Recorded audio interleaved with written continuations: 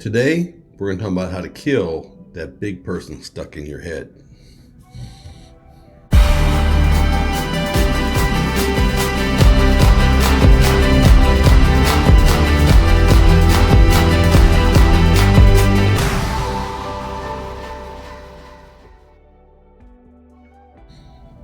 Hello, I'm Grant, and I'm trying to live forever. I lost over 300 pounds using the gastric bypass, and I'm hoping to give you the tools and resources to have some good results for yourself after having had the surgery. Today we're going to talk about a little bit of the psychological edge of this. It's that big person still in your head from when you were that big person. It's time to kill him. It's a nagging thing in your brain. You were a large person probably for a long period of time. Getting your mental picture of yourself fixed is going to be a difficult process. I'm 17 years out and I still have body image dysmorphia. I still feel like I'm 575 pounds. I still feel that way. I feel that way when I walk in a room. It's hard to get rid of, but it's getting better. It's getting better, and there are a couple of things you can do to help yourself along the way. One thing I did is, like, for guys, in our wallets, we usually have some kind of like a picture holder for like our ID, so that it shows when you open your wallet.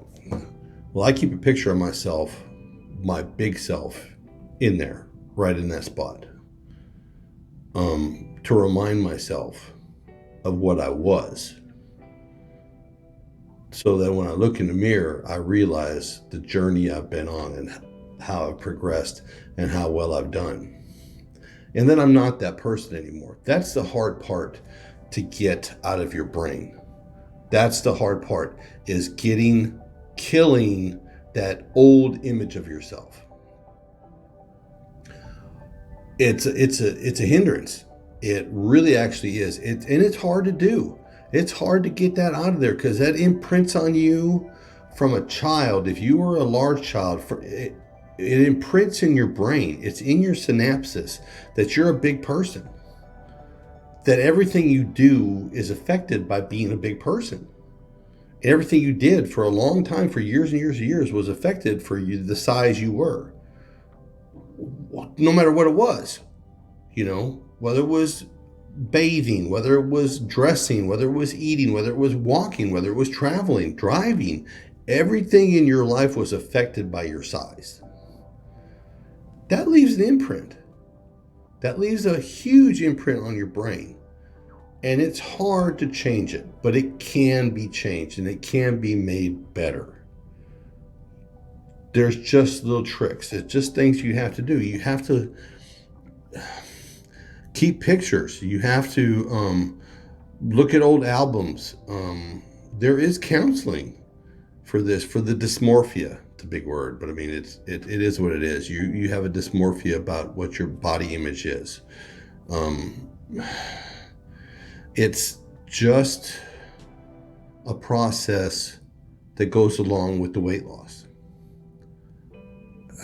There's no other way to put that. It's a mental process along with the physical process of losing the weight. And the longer you go on, the more you're going to find out that it's the mental part that sometimes is the hardest of them all. Losing the weight after having the surgery is the easy part. It's dealing with it after, mentally. That's the hard part, because it can be daunting. It can be hard. But then it can also be wonderful too. When you have them first aha moments, that makes it so worth it. Looking for aha moments. And I know that's kind of cheesy, but it is an aha moment. One of mine was my first plane flight after losing the weight.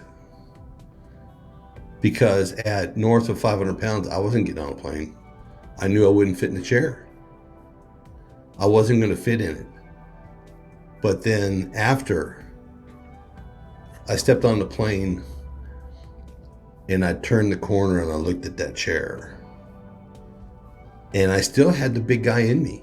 He was still there. It was just a couple years out. I had lost 300 pounds. And I looked at the chair and I'm not going to fit. This is going to be so embarrassing. And I sat in it. I turned around and I sat down, and I had room on both sides. And it was an epiphany. It was a freeing moment. And I had such a good trip. And I was ready for the trip to come back. Let's fly. And from that point on, I mean, like, if I'm going somewhere, if it's going to be a long period, I don't want to get in a car. I hate riding in the car, and I did it for years because I knew I wouldn't fit in that chair on the plane. And now, if we're going to go someplace long distance, we're getting on a plane. It's so great. But he's still there today. 15 years later, he's still there. Like a big freaking shadow behind me. Still pops out every once in a while and kicks in and says, I'm not sure about this. And I'm not that person anymore. But he's still there. But we're learning to live together. So that's just one of the little tricks. It's the mental part afterwards. But it can be worked out and it can be done. You can have success with it even because of it. All right? Okay. Like, share, and subscribe. Support this channel. Please subscribe. Have a great day. Because a great day today can be a day without that shadow tomorrow. Y'all be good.